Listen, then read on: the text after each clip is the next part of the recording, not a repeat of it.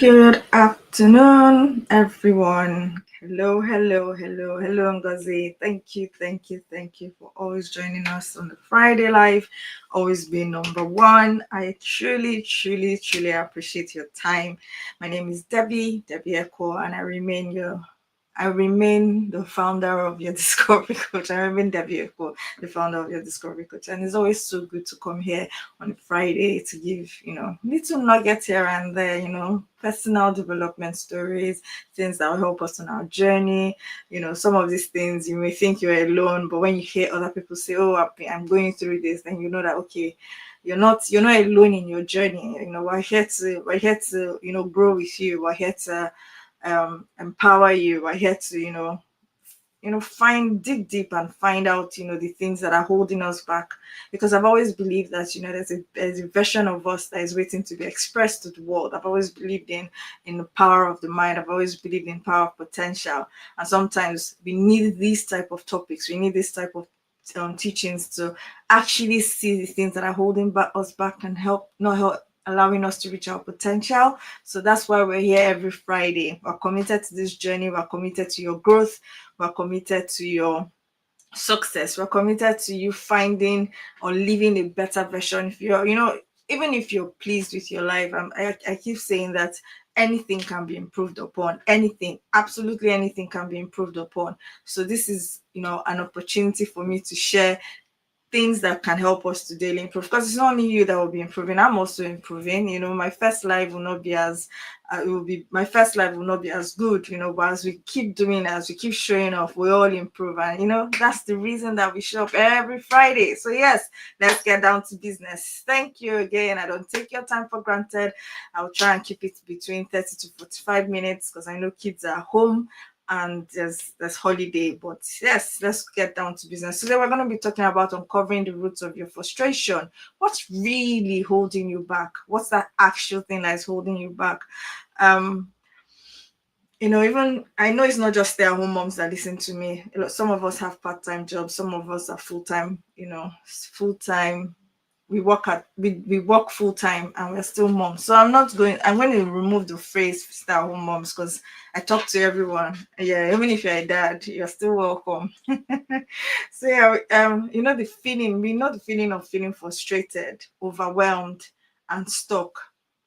Now today we're going to uncover those reasons behind those frustration. I'm going to help you look beyond the surface and identify what's really holding you back so that you can start moving forward with confidence and with clarity. It's not just going to be another session where we scratch the surface of your challenges. We're going to deep dive into your core frustrations, identifying the internal barriers and that keep you stuck, and then most importantly, give you actionable steps to start breaking. You hear the word to start, because everything we do, everything for every day we are alive, every day for every day we are living, it's an opportunity for us to improve. So it's not to finish the process, it's to start the process of breaking free from them.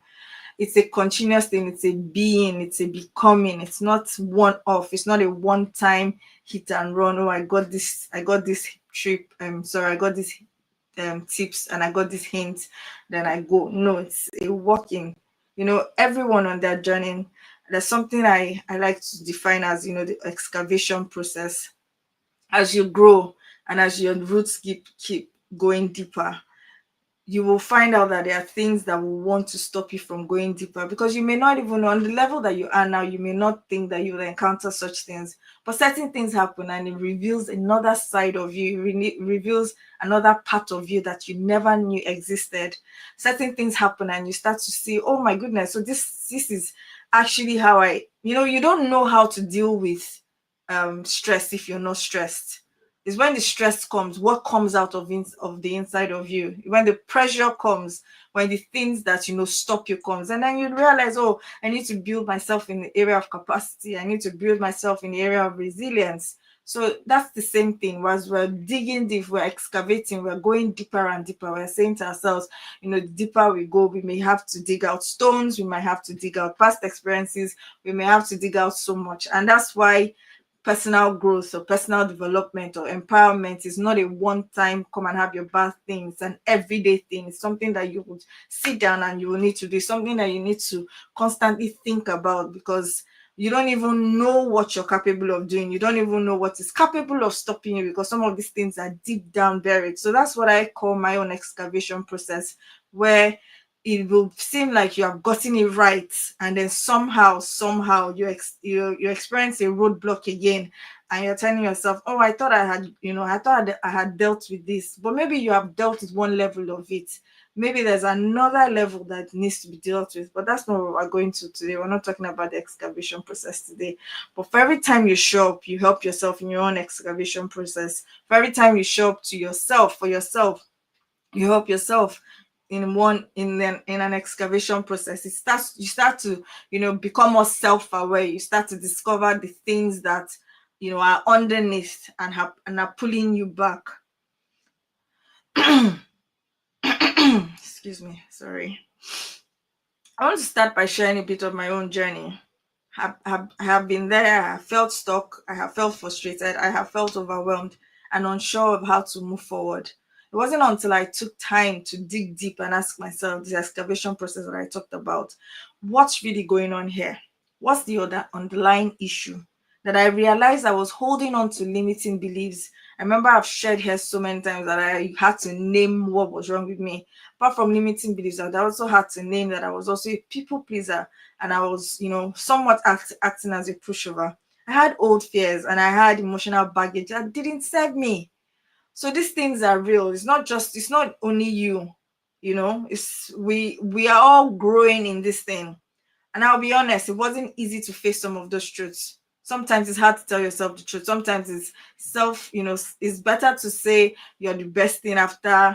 It's easier to say that you feel like the best thing after sliced bread, or you're the best jollof rice, or whatever it is, and to tell yourself the honest truth that this is what I am. I was able to shift my own mindset, and I was able to take real action. So it wasn't just about shifting my mindset. I took action, because when you shift your mindset and you don't take action, you stay stuck. So shifting your mindset and shifting your mindset and taking action, they go hand in hand. And that's exactly what I want for you today. I want you to leave this session feeling empowered and ready to break free from whatever is holding you back. That's the desire for this session. So let's go on. We're going to understand the root causes of frustration. Frustration is usually a sign of underlying issues. It's usually not circumstantial. So, for instance, let me give you an example. If you live in Lagos and you're in traffic and you're feeling frustrated about the traffic, more often than not, the frustration is not about the traffic. The frustration is not about that. So the traffic is an external situation. More often than not, it's not the external situation. Frustration is a sign that there's something wrong inside, because you can be in that traffic and decide that, okay, instead of being frustrated about this traffic, I'm going to especially if you're not the one driving, I'm going to bring out a book and use my time effectively. So that's also, can you see that two people are in traffic? One is feeling frustrated, abusing all the Lagos drivers, saying that everybody in Lagos is a malu, and insulting everybody, and feeling frustrated, hyperventilating, feeling all heated up. Another person is in that same traffic, brings out a book, especially if they're being driven, brings out a book, or if they're driving, puts on a podcast and says, I'm going to use this time in my traffic to build myself. So that podcast I had been putting off, I'm going to listen to it. So frustration is usually not by the external things, because you can be in the same situation and you react differently. So frustration is a sign of underlying issues. It doesn't just appear from nowhere. When you feel stuck, it's usually because there's something deeper at play. It could be fear, it could be old emotional wounds, it could be self-doubt, it could be limiting beliefs, and that things that you have carried for years. I like to even say that some of these things it didn't just, when they say it didn't start with me, but it ends with me. Some of these things are even things that have been passed down to us even before our mom was born. So maybe the grandmother, the great grandmother had passed it on, and then you're there, you're feeling, you don't even understand what is going on around you. And that's why when people talk about trauma informed, therapy, they keep saying you need to dig deep, to your. I even read, I was going through a course, and I even read, someone was like, if you can go and ask your mom, for instance, he was giving us an example, because there's something they call birth trauma. If you can go and ask your mom the circumstances of your birth, it will give you an inkling to some of the things that are happening inside your body. And I found it really profound. Because the things that go on, it's not like this you even had a part in it, or you had a say in it. It doesn't have anything to do with you, but it had affected your nervous system. It has affected how you react. It has affected how you view the world. It has affected how you are not able to be calm, under pressure. And it's a lot. It's a lot to unpack. It's not something we can unpack on this, in this class. So there are deeper issues. It leaves you, and when it is left unchecked, it will keep you in a cycle of stagnation. So you don't know why you're always starting something, but you cannot stop it. How many of us on this live now decided that we're going to do go to hit the gym, for instance, that we were going to hit the gym, for instance. Sorry, give me 1 second. I didn't realize my light wasn't on.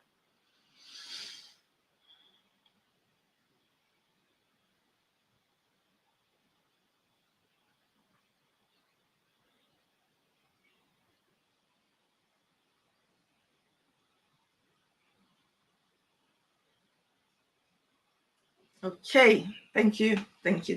Sorry about that. For instance, how many of you said, you started the year for, and it's already the 7th month. Happy new month, by the way. I just realized that today is the 1st of August. Woohoo! The year is really running. So you started the year, sorry, and you say things like, oh, thank you, Ngozi. And you say things like, I'm going to hit the gym. Today is January 1st. And then you start, and then all of a sudden you stop. And then you're feeling frustrated about your weight, or you're feeling frustrated about how, you're not able to keep up your goals. You're feeling frustrated about, certain things. And, that cycle. So next year again, the new year's in 5 months. You tell yourself, okay, January will come again. You make another New Year resolution. That cycle of stagnation, that cycle of can't having not being able to finish something. Think about it. When you are frustrated, it often feels like you're being held back by something external. But usually it's not. It feels like it's the circumstance around me. It's the kids, because I have kids in the house. It's because I have, and if I was single, I would have achieved more. If I, whatever it is, if I do a PhD, I'll be more knowledgeable, or something. Or if I had more time, if I didn't have to cook 3 meals, you hinge your frustration on the external. But is it really, think deeply, is it really external? Is it really external? You may hinge your frustration on the responsibilities you have. You may hinge your frustration on the time constraints, or even your partner's expectations, or your parents' expectations, or expectations from wherever. Hello, your happy new month to you too. Thank you. And whatever it is, external. You see every other thing minus what it really is. It's external. Or if the boss didn't come late, or if this didn't happen, if that didn't, if they didn't in fact, you can even start to say, if it didn't rain today, I would have gone for a run. Really? Like, you've never seen people running inside the rain. So these are the things that we do, and it keeps us stuck in that cycle. But now let's think about it. What is really, really, really happening? It's an issue. It's usually internal. It's the internal that contributes to the frustration. Today, I want you to be able to identify your root causes. I want you to see hidden patterns or beliefs that are creating this cycle of frustration. Some of the common roots of frustration, obviously, we would not deal with everything in this class, but some of the common roots ever are the fear of failure. People are afraid to fail. So the fear of failure. For instance, I might say, okay, I'm not going to, show up today just because I'm afraid to fail. What if they don't like what I say? What if, I on the comment section, everybody starts to insult me? The fear of criticism, the fear of, what if I goof? What if I forget my script? What if I forget? The what ifs keep coming at you, in dozens. The what ifs never end. that whole, I'm afraid to launch out, I'm afraid to try something new, I'm afraid to, this morning, yesterday I was driving and I was coming from A to B, and there was so much traffic. So my sat nav kept what's the word? Telling me to use a different route.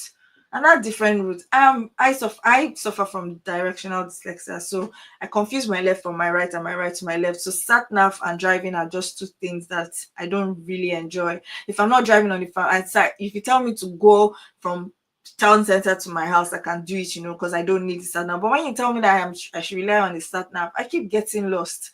So yesterday when the sat nav was saying there's traffic on your route, change your route, go through another route, I was like, God, before I get lost again, or before I hit the motorway, and I don't want to hit the motorway because I don't like how they drive.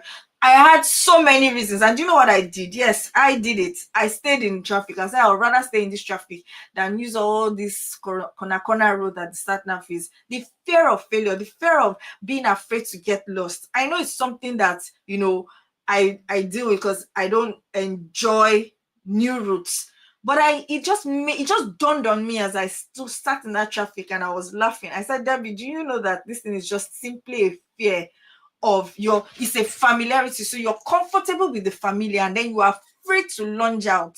You are afraid to do new things. You're afraid to try new routes because there's something that tells you that you're safer in this traffic, even though this traffic is going to make you get home later. You are safer getting home later than taking a new route. And that's what so many of us do with our lives. That's what so many of us do when we fear to do something new, when we fear to launch out, when we fear to start that. I've been talking now for the past, almost 2 months, and I've said you have a talent, you have something that you can give the world, but you are afraid to do it because you are afraid to fear. Another one that makes us, stay in cycle of frustration and stagnancy is perfectionism. If I can't do it right, I used to have that mindset before. It's all or nothing. If I can't do all, I'm doing nothing.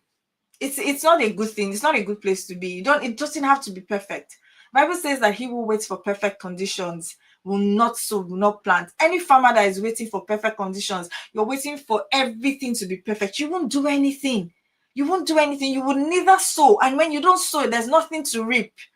So you can't wait for perfect condition. And perfectionism is a root of frustration because you're seeing yourself. Somebody has an imperfect idea, in quotes, and the person has run with it, and as the person is going and going and going and going and going, the person is perfecting the idea. You had even a better idea than that, but you just saw yourself slagging off, and then obviously that doesn't take ground. So you've had this idea for years, you've had this notion for years, you've had something in your mind for years, but you're not able to, because you're waiting for when will be the perfect time. You tell yourself, okay, I'm going to wait for the kids to leave the house, I'm going to wait for the kids to grow, I'm going to wait for the kids to do this, I'm going to wait for the kids. So that's another thing. We have gone back again to how we hinge our decisions and thereby get frustrated on external circumstances. Your children can grow alongside with you. I saw a video this morning, and I don't know, I'm not for, neither am I against, but I just saw an interesting video this morning of this MP who used to take her child to work from when she was 44 days old. I saw the video, and then she'll be in the court, what they call it, parliament. She's doing her government duties. She had her child there, and she had pictures of the child up to when she was 3. I'm not for, and I'm not against, but it's very interesting that when we want something, we will either find a way or we'll find an excuse. So an excuse could come in the form of, I need this thing to be perfect, I need my videos to be perfect, I need my writing to be perfect, I need my speech to be polished, one thing or the other, and then we stay stuck. What is another thing that keeps us frustrated, keeps us in this cycle of frustration, is lack of clarity. Sometimes you want to see the whole picture, but you can't really see the whole picture. You need to start, and as you move, the picture becomes clearer. You really don't know what you want or what you want next. You don't, frustration builds when you don't, there's no aim. So like you're throwing darts. If you know the darts game, you're throwing darts, but there's no bullseye for you to aim at. And then every time you think you have hit the target, they tell you that that's not the target, but nobody gave you a bullseye, or you didn't create a bullseye. It gets frustrating.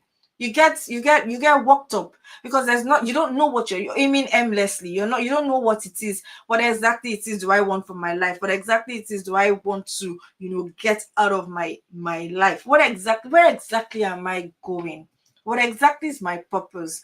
Am I just waking up without a plan? Am I waking up without a schedule? Am I waking up without a routine? Am I waking up without knowing, designing my day, designing the rhythms of my day? And those things are they call, that's where you hear things like, I don't even know what I've done today. I've been at home all day and then my house is still a mess. Yes. You think about your day and you don't know where your time has gone. That comes from lack of clarity. Another one we want to talk about that is a really big hindrance is people pleasing. When you don't believe in yourself, when you second guess everything you do, you create a vicious cycle of frustration and paralysis. When you don't believe in yourself, you tell it feels like other people are better than you. And it's a real thing. It's a very real thing. It comes from a lot. It comes from how we were brought up. It comes from how, stories we our the stories you tell yourself. This thing, when I was talking to somebody the other day, and the person said, I'm such an idiot. And I said, how do you do your self-talk like that? That's such a deep way to describe yourself. She was like, oh, people around me are getting this thing. And I know that I can get it. I know I'm more intelligent than them, but I'm such an idiot. And I'm like, it feels like you're just joking, but it's not a joke. It's not a joke. So she's it keeps you stuck, because your brain is not thinking, your brain doesn't know which one is a joke and which one is not a joke. You start to bring yourself down. That's why negative people are always in the cycle of depression, because negativity doesn't bring any life, you know. So these are the things we should be careful about. Self-doubt. When you don't believe in yourself, I just said that. um so which one resonates with you? Which one resonates with you? What are you feeling frustrated about right now, and why? Think about it. Just take a moment and think about it. If you have a pen and a paper there where you are, think about it. Don't try and excuse it. No, it's not a this is a judgment-free zone. I keep telling you my own stories. I keep telling you my own point of failures. This is a judgment-free zone, because for you to rise, for you to be able to, grow, for you to actually actualize something, you need to deal. Excavation is so paramount. You cannot do without excavating. You cannot do without being self-aware. You cannot do without digging out the soil, turning in the soil and making your soil a fertile ground. Why is your soil not fertile? You need to be able to ask yourself those questions. Why is your soil not yielding results? Why does it feel that you are always in the same place? This morning I did my own, when I was writing these notes, I did my own self-reflection. This is my journal here. I did my own self-reflections. I wrote down my own fears. I wrote down everything. And I wrote down, patterns, because when you write down, when you journal, you recognize that, okay, this story that I'm telling, I keep telling myself the story. Then you start to ask yourself, where did this story come from? Where did this story emanate from? How did I get to, how is my internal, the internal conversations, the conversations I have in my head, how do they play out? Do they play out as I'm not good enough? Do they play out as you're an idiot? Do they play out as, whatever it is, you need to be conscious of it, because to break out of something is to be able to be aware of the thing. And then when you are aware, you name it, and then you can tame it. And all this thing is not a one-day process. It's something you see, when they say being intentional with your life, it's not, you're not giving to frivolity. You're not giving to careless thinking and careless talking. You weigh every word you speak. It's that serious. Because it may seem, there's this thing in Proverbs. It says, was it talking about? He said a fool. He said he talks about a fool, and he'll say he plays a prank or he jokes, and then says, I was just joking. I had to learn that there's nothing like I was just joking, because you will need to be so intentional about your growth and about what causes you to become stuck, that you are taking an account of how your day is every single day. It's something you have to do if you need to grow. Taking an account. Why do I feel this way? Question it, because these things are subtle. Bible says that, Bible talks about the foxes, little foxes that spoil the vine. They're subtle. They don't look like anything. They don't look like a big deal. They don't look like, anybody should be paying attention to this thing. You take yourself too serious. Yes, I take myself too serious. But the thing is, if you want to grow, you can't do the same thing over and over and over and expect a different result. You can't have the same kind of conversations in your mind and have the different result. You can't be unintentional about how you think.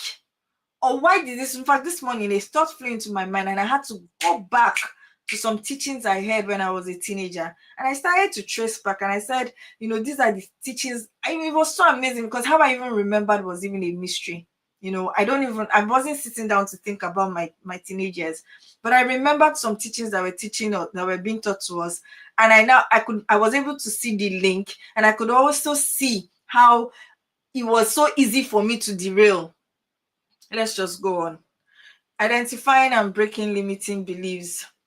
Now that we have started to identify what might be causing you frustration, let's talk about limiting beliefs. What is a limiting belief? It's a deeply ingrained thought that you can't, or you are not enough. I thought, this thing I'm saying is something I had to deal with. You're asking yourself, what gives you the right to come and show up to these people? What gives you the right to be in front of a camera? What gives you the right to have a YouTube live? What gives you the right to do this? And that deeply ingrained thought, you have to fight. There's something, you're fighting for your mind like you're fighting for your life. And it is true. You have to tell being radical about your thoughts, being radical about your mind. There's a deeply ingrained thought. It tells you you can't. Who told you you can? You heard it so many times in your life when you were growing up. Oh no, you can't do this. You can't go out. Don't go out. Don't. So the don'ts in your head are overwhelming. You're not enough. The only time you applauded or you were applauded was when you brought good results, or when you did the dishes, or when you did as was told. So there's something that tells you that you need to be performing, to be accepted. These beliefs are often formed by past experiences, societal conditioning, the thing that tells you that to be a good mother, you need to matter yourself, you need to forget about yourself, you need to be selfish, you need to be selfless. Yes, I agree, but I don't agree. Because when I don't grow, my children don't grow. When I don't take care of myself, where am I feeding from? And that's why maybe some of us, I don't know if you're among them, but we had moms who were always angry, yelling all the time, and we have become that. So we need to deal with these things. And then these limiting beliefs act as invisible walls that keep you from moving forward.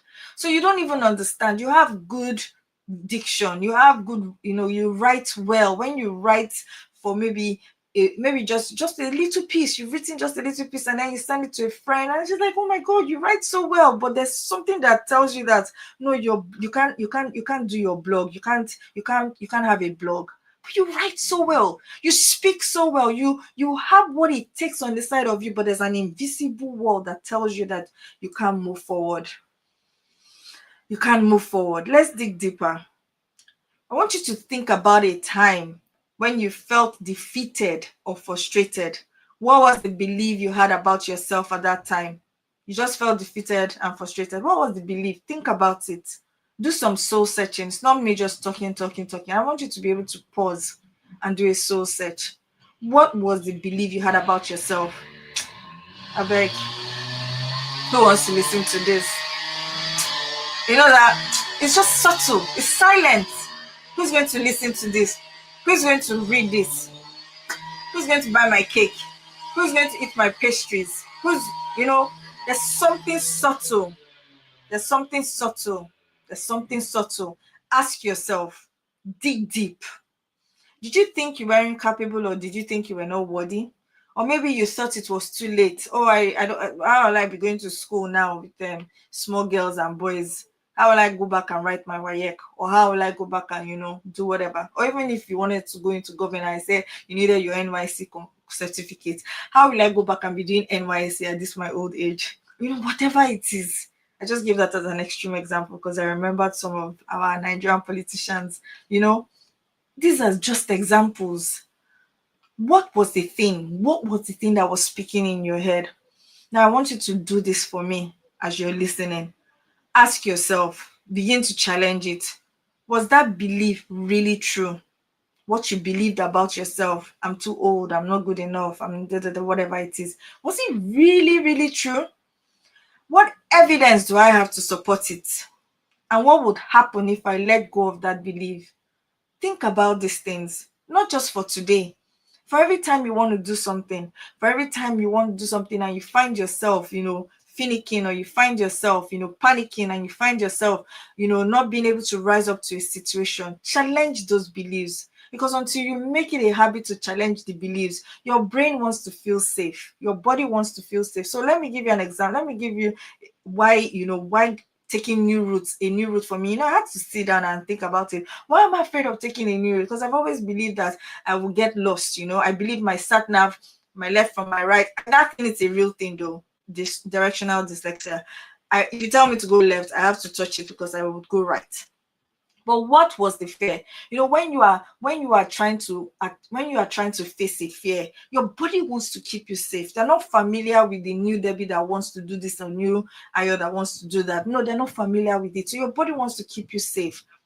So if you don't get into the habit of constantly challenging your beliefs, or challenging your thoughts, or challenging your the pattern, the way you think, or the way you do things, you will not be able to change it. It has to, you see, at first it will feel like resistance, because, oh, hello, we're not used to this type, we are not used to this version of, we're not used to this version of Rebecca. Let's use Rebecca as an example. We're not used to this version of Rebecca. Oh no, let's stop her, let's resist, let's keep her safe. We're not used to this, we're not used to this version of whatever it is. Oh no, this is not how we are. So you hear people say, that's how I am. It's not true. Your brain has capacity to grow, your brain has capacity to change. So every time you have a limiting belief, every time you want to do something for me, please, from today. Write down something empowering, counter it, challenge it. So instead of saying, I'm too old to start something new, say, I am never too late to pursue my passions, and I'm capable of learning and growing. Now start to teach your brain what to think about, your subconscious what to think about. Don't let it go. Don't let your thoughts go on on a tour or on a trail that you didn't send it. Because that's what happens when we don't challenge thoughts. Or it feels like, okay, this is who we are. It feels like your brain is saying, your brain feels, this is familiar. Our familiar surroundings is that we are stressed, we are frustrated, we don't move forward. That's the familiar, that's what is familiar with. But I want you from today, as you listen to me, challenge every thought, challenge everything, that rewrite your story, rewrite the scripts that are in your head. Our final session before we go. What can we do from today? I want you to be able to take action. It's not just teaching, but what are your actionable steps that you can do? From shifting from frustration to empowerment, how can we shift from frustration to empowerment? Once we've identified and challenged these limiting beliefs, we need to start shifting our mindset. Here's the thing. Frustration comes when we focus on the problem. So you're focused on the problem. What I try to, so sometimes what happens with my kids is they've made a mistake. How I've been able to deal with it is I don't see the mistake anymore. I see somebody that was trying. I see somebody that was trying to maybe let's say for instance you tore the curtain, and that was because I asked you to close the curtain. I see someone that was trying to close the curtain but couldn't close the curtain, and in the process of learning how to close the curtain, tore the curtain. And I'm happy when they come back to me, because since I started doing this with them, I'm happy when they come back to me and say, Mommy, I know where I went wrong. They're able to self-reflect than me saying, you never listen, you don't look, you don't do this, you don't do that. Then you start to berate them. And then she came back to me yesterday and she said, like, I know where I missed it and I know how to. So I didn't say, you're not going to close the curtain next time. She went back and she closed the curtain and she said, I'm going to be careful more time. So instead of focusing on the fact that the curtain was torn, what did I do? I shifted my focus to, this child was just trying to learn. So one thing you need to do is to focus, not don't focus on the problem. Frustration comes when we focus on the problem. When we continue to tell ourselves, I'm stuck, I'm not good enough, we get stuck in that mental loop. When we continue to tell ourselves, I'm overwhelmed, that's big powerful word that we like to use, I'm overwhelmed, you get stuck in it. So don't focus on the overwhelm. You have 20 books you want to finish. Ask yourself a question: how can I finish the 20 books? Okay, if I start with page one of the first, it feels like a big goal. Trying to finish 20 books feels like a very big goal. Well, I have this. Don't focus on the problem. Begin to shift, have a mindset shift that says, how can I deal with it, other than this is wrong, or this feels wrong, or this feels stressful. Don't focus on the stress. That's what having a mindset shift does. You have the power to shift your focus. That's the truth.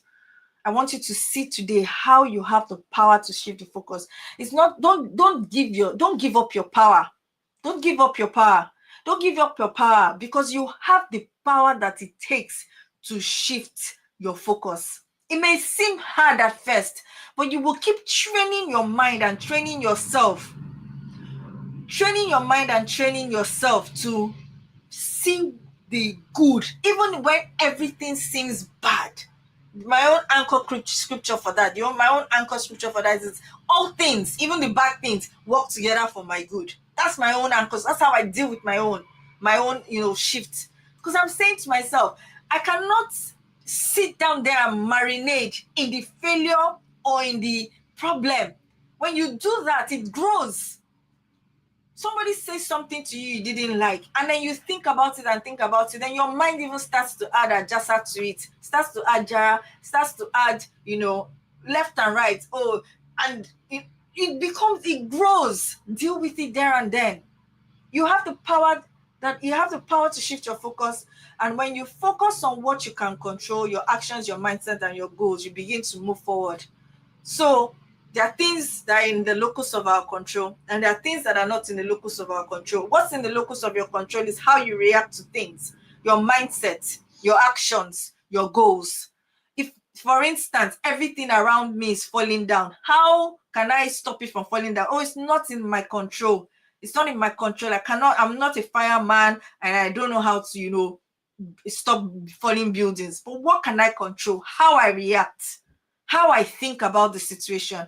That might seem far-fetched, but think about it. I'm in traffic, for instance. I'm in Lagos traffic. It's hot or it's raining, whichever one. Both of them are even as bad as the other. I am in traffic. I cannot fly. I don't have wings to fly. Neither can I press a button on this car to make this car fly. But what is in the locus of my control? How I am sitting down there calmly, and I am not giving into frustration. That is in the locus of my control. What is my mindset about it? Can I bring out a book? Can I use this time effectively? Can I do other things when I am stuck in this traffic? Shift your focus, not on the traffic, not on the things that are keeping you stuck, but on the way to move forward, even with what you have. When you keep training your mind in that regard, you find out that you find yourself little by little, you're shifting the goal, you're shifting the narrative about yourself. It's a subtle daily thing that you need to do. It's not one off. And that's why if you hear any therapist, if you hear any coach, they'll tell you, journal. Ask yourself, what could I have done better today? So these are the things. So I want you to do a quick mindset exercise. I know my time is up already. But what's one thing you can do today that will move you forward, no matter how small it seems? What's one thing? One thing. Think about it. One thing you can do today. One thing that you have been feeling stuck over, one issue, just one issue, and you tell yourself, this thing is too difficult. What's one thing you can do today? It could be as simple as, setting a small goal.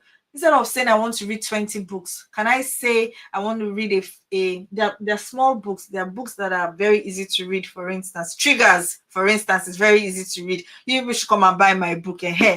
Thank you. Triggers is very easy to read. It's a small book, and it's very, very, it's a story. It's actually a fictional story based on true life events. Yeah. And then you tell yourself, instead of trying to get 20 books that I want to finish, let me finish a small book. Let me finish a part of a small book. Set small goals, because the dopamine that you get, the excitement that you get from, finishing off a task that you started out, can give you the motivation to start another. But when you have too much on your table, too much to carry, you feel overwhelmed, you feel stressed, because you feel like you've not moved. So instead of having big goals every day, 5 minutes, 10 minutes goals, things that you can do in short time, and then you feel the feel good hormone, you start to feel very good about it, and it gives you motivation for the next. So instead of saying I want to take a walk for 1 hour, start with 10 minutes and walk around my block for 10 minutes. I can even work with the kids. If I'm using the kids, so you're using the kids as an example not to go to the gym. Fine, okay, take a walk around the building with the same kids you're using as an example. Those are the ways to combat this, these frustrations that we feel. So I challenge you to take one action in the next 24 hours to move past your frustration. One action, one small action. That's my challenge for you today. Take one small action. It doesn't have to be big, but let it be intentional. Maybe it's a phone call. Maybe it's signing up for a class. Maybe it's signing up for the second cohort of Becoming Her program. Maybe you know that you actually need to sit down, with a coach. Maybe it's even calling me. You've been procrastinating it. Call me. Let's talk about you. Let's help you move forward. Another thing you can do is, after you've identified what you can control, write down what you can control, what you can't control, and we've talked about breaking your goals into small achievable actions. We've talked about, so instead of focusing, I want you to be, another thing you can do is not to focus on, I'm going to, I'm still using the traffic as an example. I'm seated in traffic. I'm supposed to be in Victoria Island by 10, and it's almost 10, but I can't. It seems like I'm not going to make it. Instead of feeling frustrated and watching your frustration, your body boil, your blood boil, and your body temperature rise, focus on the present. I know it's hard. I'm not even asking you to do simple things, I know, but focus. Try and be mindful. Tell yourself, I need to be present here. So if I go late, what's the worst that can happen? That's the question I ask myself. That's what I do personally to mitigate fears. I say, what's the worst that can happen? I start over again. I don't get the job, or what is it? As far as there's life, there is hope. That's my own. I've taken that thing from primary school. Where there is life, there is hope. There's only one thing that can stop you, and that's death. But as far as you are alive, there is hope. There is so much hope. So focus on the present moment and try, incorporate mindfulness practices. Mindfulness practice will not be the focus of this class, because I only have 10 more minutes. Let's give an example. Overthinking and frustration come when we are stuck in the past or in the future. What could happen? So you're going to VI, it's almost 10. Or what could happen? The person you're even going to meet in VI, strangely enough, might be in the same traffic with you, because it's still the same one road to VI, right? So the person might not even be available to attend to you. So instead of focusing on, I'm late, or I'm stressing about the situation, you can actually send a text. I'm in traffic right now and I'm running late. That's something we could do. But to say, and that's how the other time when I was in traffic, I missed an opportunity. Now it's going to happen again. You start to connect past experiences to present experiences to future experiences. So therefore, next time I'm not going to get it. And then it starts to build. And then you see the blood boiling, the temperature rising. Why don't you breathe? Why don't we breathe? I'm not excluded. Why don't we breathe? Breathe. Shift your mindset to practice being in the present. You can do this with deep breathing. You can do this with grounding exercises. You can do this by simply being aware of your surroundings. Sometimes when you look out in traffic, you will see things in Lagos I don't know why I'm using Lagos traffic, please. Maybe I'm missing Lagos traffic, but I'm not. You see things in Lagos traffic that make you laugh. Lagosians are funny. They are suffering and they are smiling. They are funny. So you can actually make a story out of, a funny story, a comedy story out of anything. You can make yourself laugh. You can start to, you can even, what, there's something I used to do.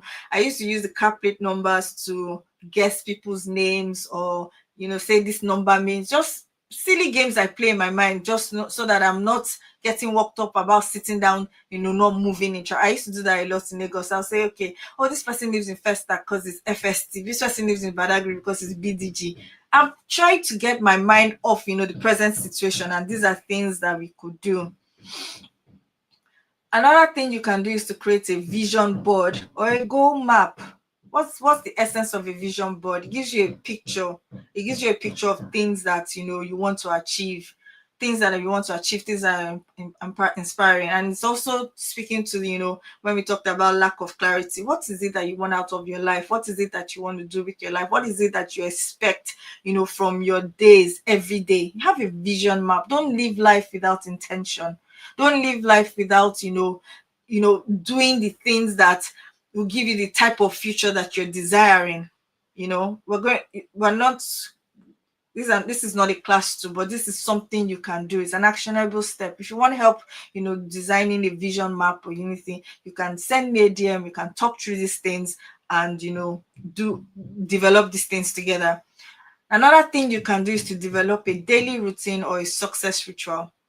And you will need to develop something. Just it might be the first 1 hour of your day. That's what I do every day. This is what I do every day. This is me, my intentional time, what I do every day. So you're going to develop, you're not, we know, and we are with you, and we also don't have all the 24 hours, especially when we are taking care of everyone. But have something that is your own daily ritual.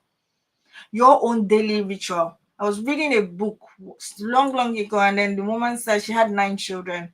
One of these popular preachers, his mom, those olden day ones. And he said every day between a particular time, all the 9 children knew better than to disturb mommy when she was reading her Bible. She had created a routine. She had been consistent with it. So the children get to honor who she was on that time. So if she didn't have the full day, but she had her 1 hour, they knew.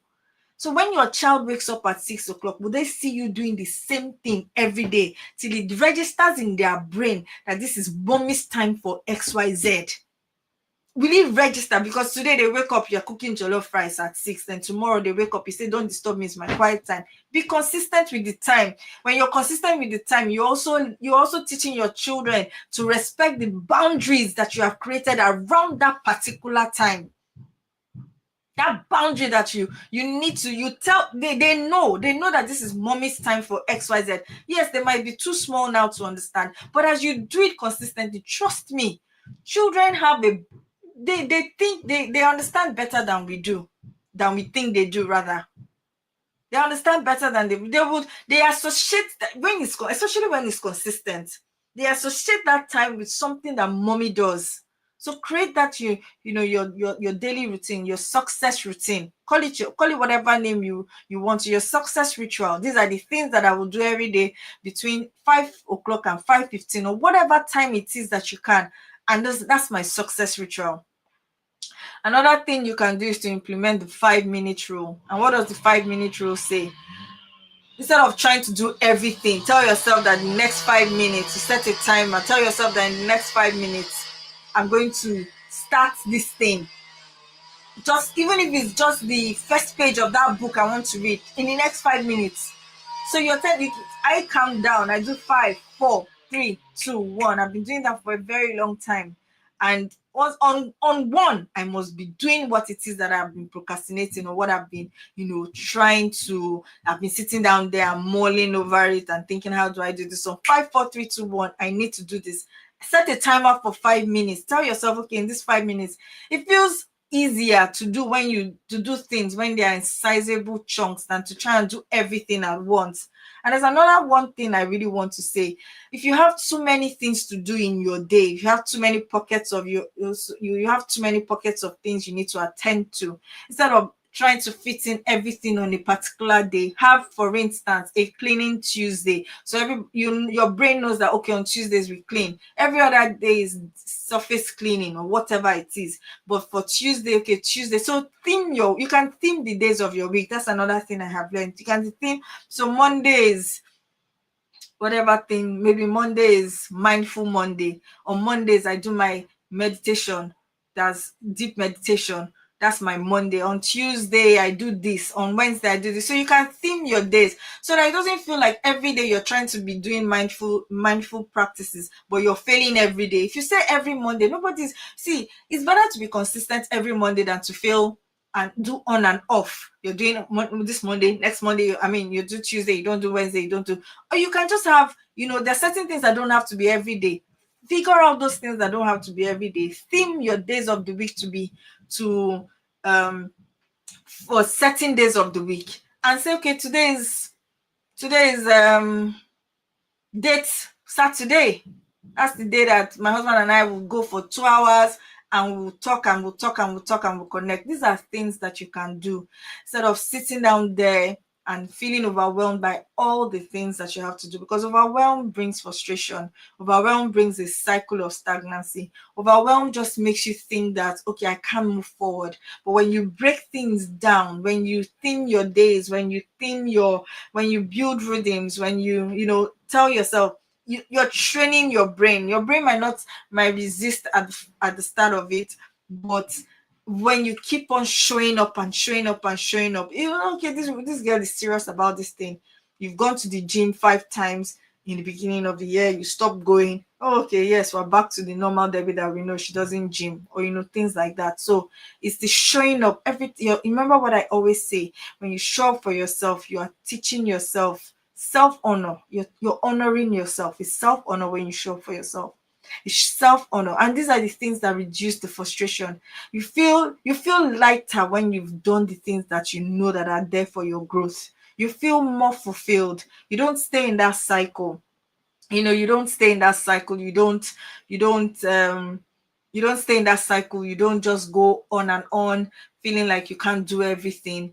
But one little win, every time you celebrate one little win, it's a signal to your brain that you can achieve more. But every time you celebrate one single action, it's a signal to your brain that, see, oh, we can do it. We can actually push past the things that are resisting us.